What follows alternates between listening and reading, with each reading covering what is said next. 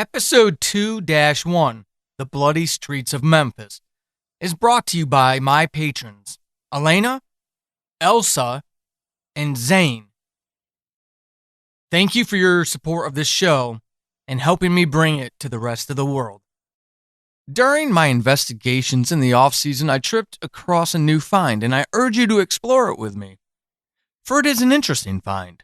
Part weird radio call-in with serendipitous host Morning Wood, part Train of Terror story time. Alexander Archives is a wonderful serial anthology each and every episode, so go ahead, satisfy your thirst for the silly and the sadistic. Check them out on your favorite podcatcher or over at alexandriaarchives.com.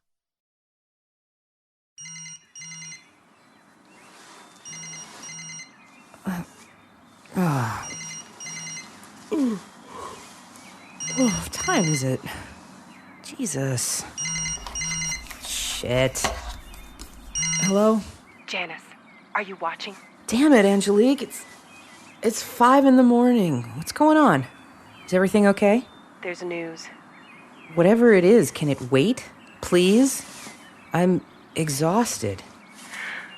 There's been another one. What? Are you sure? Where? They're saying they found her out in T.O. Fuller. Huh?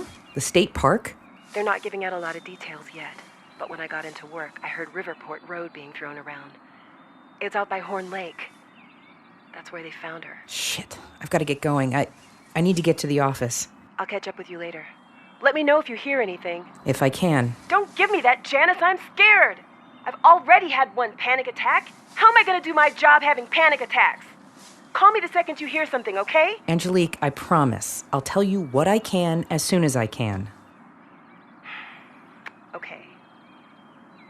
I'm freaking out. I bet a lot of people will be as soon as they hear the news. Who's covering it? Channel 13. Of course they are. I promise. I'll call as soon as I can. With as much information as I can, okay? All right. Later. Stop calling me this early, okay? Sure. As soon as women stop getting killed in this damn city, I'll stop calling you this early. Did they say it was a... You know what? Never mind. Let me get going. I'll call you.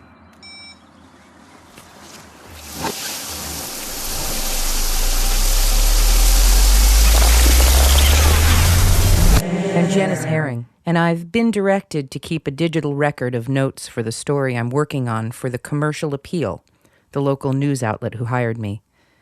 At some point, I'll pontificate about the politics that resulted in me being hired, but at least for now, suffice it to say that I'm an independent reporter, acting on my own accord, responsible for myself, accountable to a single person. It's, shit. I'm so tired. Thursday. It's Thursday. 5:45 a.m. I just got a call from Angelique, friend and nosy Nelly extraordinaire. If community gossip and paranoia paid anything at all, that woman would be rolling in cash. I'm heading down to the paper in a few minutes. Hopefully they can confirm some of the stuff she told me. I checked social media for more details, and hell, I'll even take rumors at this point, but there's not much out there yet. I'm not surprised. There's been no official word from Memphis PD, and even so, Angelique would have said something if she'd heard otherwise. I get it. The authorities won't want to feed the trolls. Except for Angelique. A lot of people trust her. She's been in the business forever and has an excellent reputation, but I'm still not sure how she constantly gets first word on everything. She does, though, time after time. She always does. She's probably fucking one of the women in the PD. Wouldn't put it past that slut. She's the writer the Commercial Appeal should have put on this story, not me. But there's liability and politics at play, and especially in the South, the wise tread carefully. Angelique is good when she's freaked out, especially when she's freaked out. Can't say I blame her. She should be. We all should be.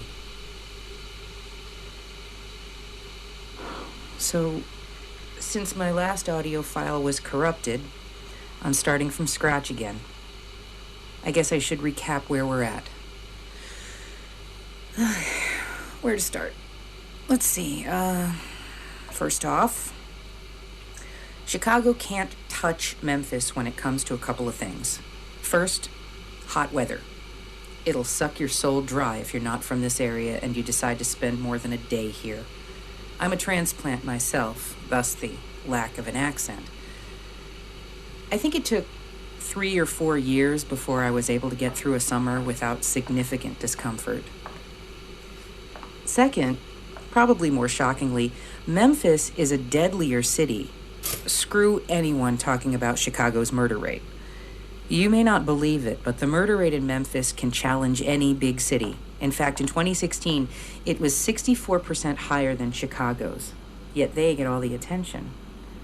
I guess Memphis just isn't sexy enough for everyone to be outraged about how many people are killed here each year. But that isn't well known outside of Memphis or local law enforcement circles. I mean, authorities in all other parts of Tennessee and across the state lines know about our problems here. I'm just not sure they care. Sometimes it feels like we're on our own, which makes some of us very sensitive toward national apathy, and we tend to be critical of any news about our fair city's propensity towards violence. When other people don't care, those impacted seem to care more.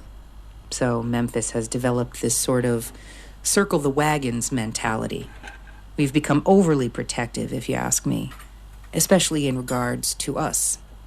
It's women. But isn't that good old Southern conditioning at work? With these latest murders, though, there seems to be an atmosphere of hypersensitivity in the air. No one's sure what's going on, and for the commercial appeal to commission me to cover the story, well, I don't usually get this sort of guaranteed work, so I'm not going to spend too much energy questioning it. I mean, I did hound every contact I had when I heard about this chance, but I guess persistence pays. I almost forgot how much I enjoy getting regular paychecks. It's not a perfect science, I know, but it's enough for me to connect the dots about the temperature of the situation, if you will. People are scared. Very scared. It all started with a murder last month. Lacey Nichols was found strangled to death on a side road near Nonkana Creek. The cops said it appears she was shoved off the Route 61 bridge and washed up on the creek bed. Disturbing, I know. They had no problem with that information getting out. It was what else was done to her that they didn't want people knowing. But as normally happens, news leaked and rumor quickly became fact, and when people discovered what happened to Miss Lacey Nichols, what was done to her body, well, we haven't been the same city since. Lacey Nichols was 36 years old, a single mother and an active member in her church. By all reports, she was a very likable person. Had a few close friends and was purportedly dating a man from South Haven, just across the state line in Mississippi. She didn't seem to have much going for her, but then again, that story could be told about millions of people across the South. For all intents and purposes, Lacey Nichols wasn't the type of person who'd come to mind when one thought about murder victims. She was so nondescript as to be unnoticeable. The type of life that usually fades into obscurity. Yet, for the last month, Lacey Nichols has been the biggest news in Memphis. Hell, she's been the news. The fact that it was a woman who was murdered is not what drew attention to her case. It's how she was killed. Not only was she thrown off the bridge into the creek, but the post-mortem revealed that she was already dead by the time she was tossed into the water. Her stomach had been completely ripped open and her uterus removed.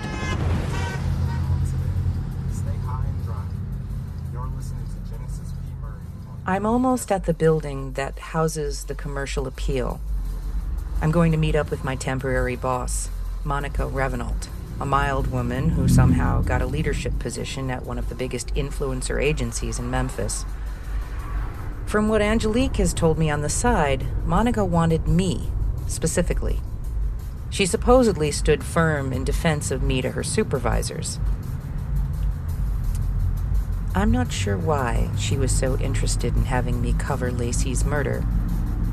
But money is money. If she's paying me to cover some gruesome killing of a single mother, then, well, I'm not going to be so arrogant as to question a decent payday.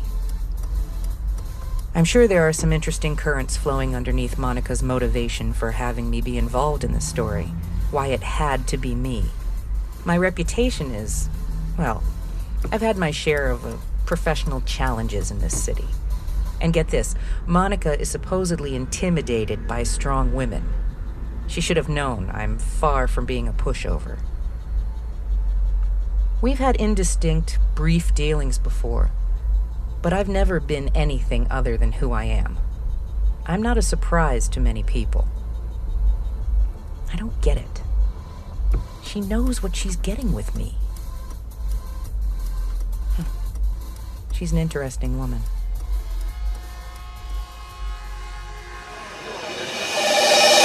Hi, Janis. Thanks for getting in so quickly. Have a seat. How much have you heard about this new one? Angelique called me first thing. Woke me up, in fact. Of course she did. Yeah, you know how she can be. I got lucky hiring her. You did. You'd better treat her right. I'm sure any other paper in Tennessee would love to get their hands on her. Why? Have you heard something?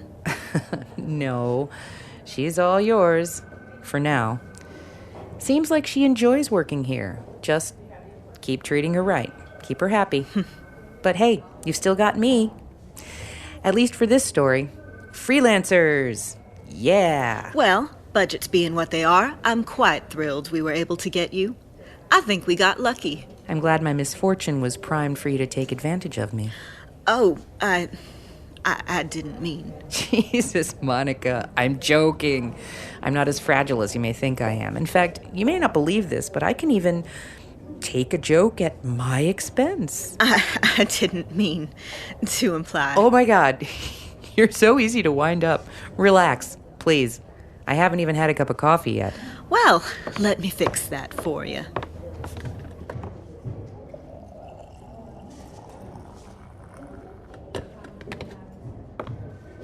Thanks.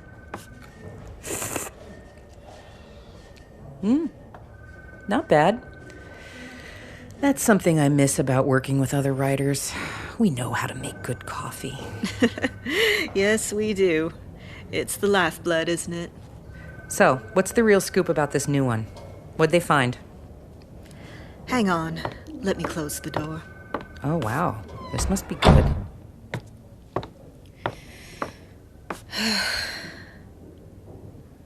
I don't know any world where this could be considered good, Janis. It's a mess. Here, look at those. God. If there is a God, I'd love to know why he allowed something like that to happen. That's just... It's fucked up, Monica. Just fucked up. What has Marshall told you about her? You know how he can be. Overly protective, guarded, annoying. So he's not loosening up. You'd think he would with this development. I don't get it. It's not like you two don't go back 40 years. You'd think in that... I'm not nearly that old, young lady. Continuing to say things like young lady doesn't help your claims to youth. I just don't get why someone who has been a friend of yours for years is so distrustful. Not me. Really? You're going to try to tell me that... He doesn't trust anyone in the profession, so I don't take it personally. If he had his way, we'd all be unemployed. Ah, got it. One of those types. Not sure how we're supposed to help him if he doesn't help us. I'm just grateful for the intel I do get from him. Well, I was. I'm not sure I can be grateful about stuff like those pictures. I'd rather we didn't have to deal with some of the shit people do to each other. I mean, murders? They're no big deal anymore. Memphis is numb to me to them. But that isn't murder. That's... A dissection. Yeah. Let me ask you something. Sure. Shoot. What makes people do something like that to another human? I couldn't answer Monica, and she knew that. But honestly, I don't think she was looking for an answer more than she needed someone to validate the emotional and cognitive fusion she was obviously struggling with. She needed grounding, like a lot of people do when they see something so horrible they don't understand it. But she was looking for something I couldn't give her. Not because I didn't want to, but because I've suffered some horrible shit in my own life, which has numbed me to feeling. Feeling much of anything. She could look for that connection, that validation all day long, but she wouldn't get it from me, and I didn't want to share what I was really feeling after seeing the pictures of the Memphis' newest murder victim. I'll get those recorded next time. Monica wouldn't understand anyways, and if I did tell her what was jumbled in my head, I'd probably shock her into a heart attack, or at least an early retirement. That set of pictures was gruesome. The woman had been strangled. I'm not sure how authorities come to preliminary conclusions in cases like this because, to my layman's eye, there were no discernible signs hinting at how she died, but that she was dead. Her neck it had been destroyed. Her body ravaged. The blue hue of death already coated her skin by the time the postmortem pictures were taken, but even time couldn't cover every injury. Her throat had been slit, deeply, so deeply that she'd nearly been decapitated, and her right index finger was severed. That wasn't all, though. Just like Lacey Nichols, this woman's uterus had been cut out. I'd like to take a moment to thank the following people for purchasing the full season 2 of Subject Found. Your support is going to go right back into the show to help start building the fund for season 3. So thank you to those of you who have gone over to paulsading.com/shop and bought the entire season. Brian Tatowski, Zane Desjarlias, John Grills, Martin Ludwig, Najee Johnson, Heather Fastigi, and David Alcock. I want to thank you for your download and your listen. If you're enjoying the season and you want the entire season now, plus the alternate ending, head over to paulsading.com/shop where you can find the entire season for sale now, immediately available for download. If you're enjoying this show, I please ask that you take a couple minutes to go leave a rating and review on your favorite podcatcher. Please help this show be found by others. Subject Found is a pulsating production and was scored, sound designed, and mixed by Dog and Pony Studios in Las Vegas, Nevada. You can find more information about Dog and Pony over at dogandponystudios.net. For more information about this show or any of my other audio dramas or upcoming books, head over to paulsading.com and sign up for the newsletter. I want to take a second away from the episode to highlight another one of my friends and great shows over at the Fate Crafters Network. This time I want to talk about Lake Clarity. 5 teens head up to Camp Clarity to celebrate their last summer together, but they unknowingly unleash an old evil that's been dormant beneath the lake. Now, a young journalist begins finding discrepancies about the missing kids. Join Sam as she delves headfirst into an old feud and large conspiracy.